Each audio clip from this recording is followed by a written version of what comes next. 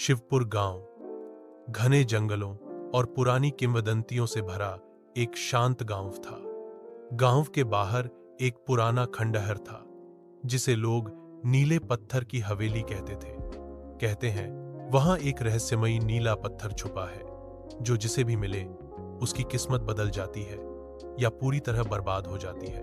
आरव एक युवा खोजी पत्रकार शहर से आया था।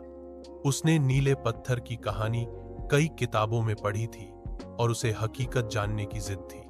गांव वालों ने उसे बहुत समझाया, उस हवेली में जाना मौत को बुलाना है, पर आरव नहीं माना। अगली सुबह आरव अपने कैमरे और डायरी के साथ हवेली की ओर बढ़ा।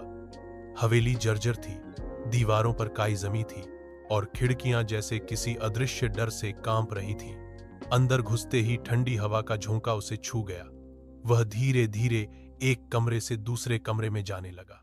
दीवारों पर अजीब अजीब चित्र बने थे, जैसे किसी ने उन्हें खून से बनाया हो। आखिरकार हवेली के तहखाने में उसे एक छोटा सा कमरा मिला। वहां एक पत्थर की मेज पर नीला चमकता हुआ पत्थर रखा था। पत्थर अजीब तरह से हल्का गर्म था और जब आरव ने उसे छुआ, एक जोरदार झटका उसे महसूस हुआ। अचानक कमरा हिलने लगा, दरवाजा अपने आप बंद हो गया और दीवारों से फुसफुसाहटें सुनाई देने लगी। तू आया है मेरी मुक्ति के लिए? एक धीमी पर गूंजती आवाज आई। आरव घबरा गया। कौन? मैं हूं महादेवी, इस हवेली की रानी।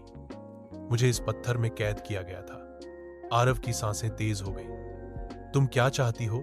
मुझे मुक्त करो, पत्थर तोड़ दो।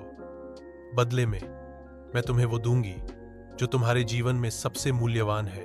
लोभ और डर के बीच झूलते आरव ने पत्थर पर चोट मारी। पत्थर चटक गया, एक तेज चीख गूंजी और नीली रोशनी कमरे में फैल गई।